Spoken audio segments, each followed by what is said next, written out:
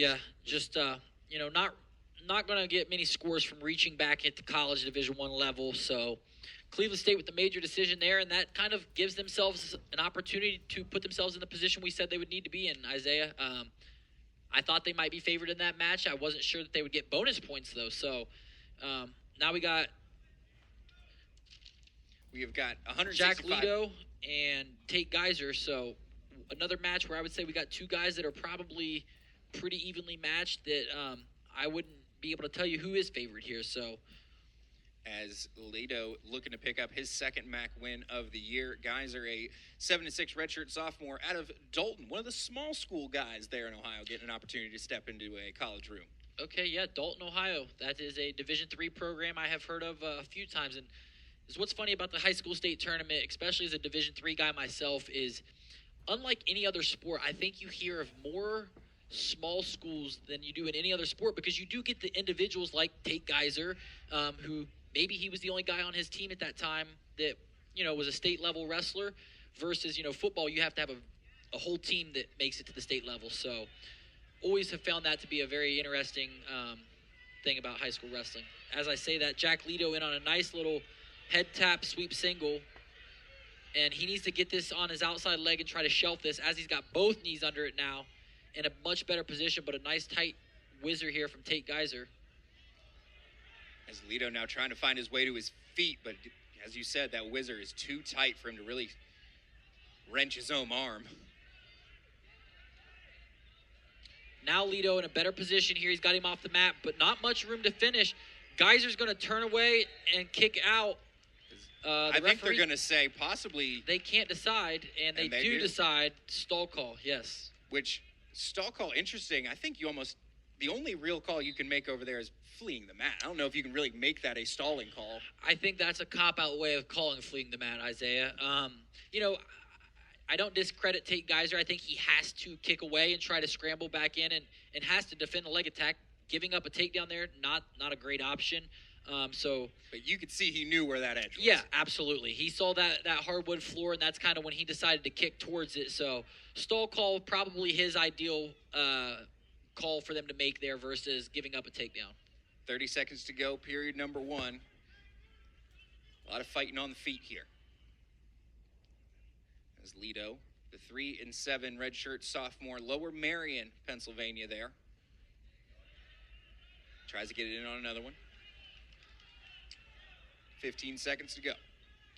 I like the motion of Jack Lledo here. I think we got a little bit of a clash of styles. Tate Geiser appears to be a guy that wants to kind of hand fight you, go forwards, maybe more of a bruiser in there, versus Jack Lledo, who I have seen loves some slick wrestling. He's got some duck unders, some slide bys.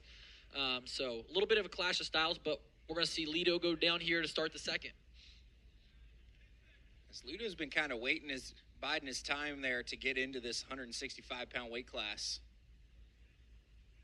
for the Bobcats, and kind of lines up that this is the year in the MAC that works out well for him. Got looking to pick up a couple wins early. Certainly has opportunities later in the year as well. Yeah, does a nice job of getting to his feet there. I like that he kind of goes back down. Geiser not really threatening a mat return there. Kind of gives up the escape. So just 13 seconds of riding time for him. And I'd like to see Jack Lledo really, as I say that, Geiser in on a nice sweep single. Lledo circles through. DeJulius once again up on the mat trying to get the count going. And now Lledo in the better position here. Head up, driving back. Tate Geiser needs to take that left foot he has and kick the armpit that Lledo has that foot in. I think that's his best route to escape this. Now, Lledo going to be looking for neutral danger, and I think he's going to score this, Isaiah. Finally sits around. He's got the two hips, but there was no hand touch while he had control of them, so we're still scrambling. A minute to go in your second period. We've been scrambling in this for a solid 45 seconds. Yeah, and Geiser's got a lot of pressure back on the butt and the back of Lledo.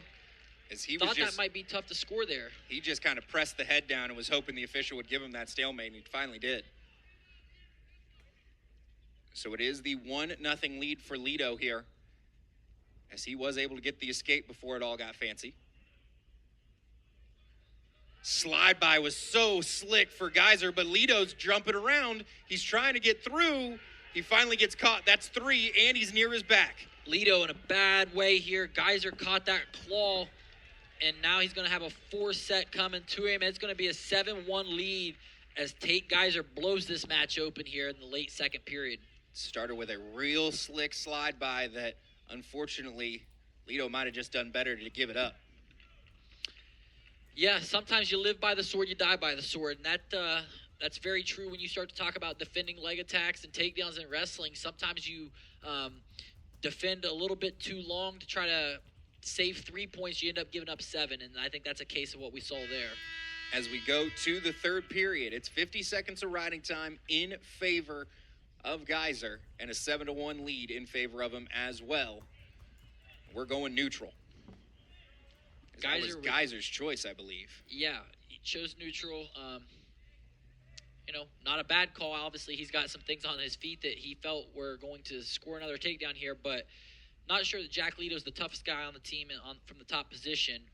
But nonetheless, one takedown here for Geiser would get a major decision for the Vikings here. They definitely need those bonus points to kind of keep them within shouting distance of the Bobcats, who will have a bit of a run coming from 174 up to heavy. And there's that space kind of misdirection low single that I talked about from Jack Lledo. He's in a decent position, but, not really working to improve his position and look to score here, which, if you're Jack Lledo, you got to hustle here. There's no time to sit here and take a stalemate. You don't get into those positions often enough to take a stalemate. Just couldn't seem to find a way to get that left hand away, find the other side of the hips. So we go back to the middle. 1:10 to go. And Lledo's got to go. Yeah, Geiser, you would almost think that he's losing this match. He's the guy that's going forwards and still trying to get on the attack, and I think that's more so him looking for those bonus points that loom large for the Vikings as he goes nice little high single fake. There goes a half attempt from Lledo. Just 50 seconds left here. Geiser goes just classic, nothing special about it, kind of fakes, go behinds, once again drags in that armpit and circles it down for 3-point takedown. Now up effectively 11-1 with riding time now just ticking over in favor of Tate Geiser. He thought about picking up the arm bar to start working on that turn, thought, I'll go a different way, so now he's been working wrists. He's got 20 seconds to go to see if he can get a turn for the tech. Yeah, with the riding time point. Not sure if he's got a tilt in his bag or not, but getting a restart here, giving you 13 seconds left, it's not out of the realm of possibility that Tate Geiser has a quick tilt for a 4-point near fall that would give the tech fall.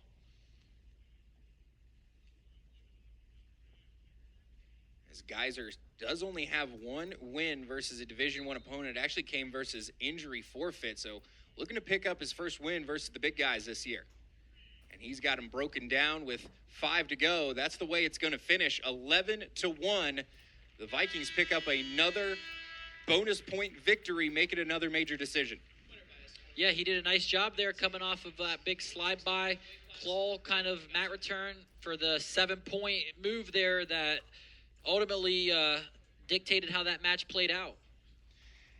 As it is 14-9, Vikings lead, and just a slick takedown from Geiser. As you talked about Lledo trying to be slick, that one just kind of worked himself into trying to dive through. Yeah, rolled one too many times and paid the price.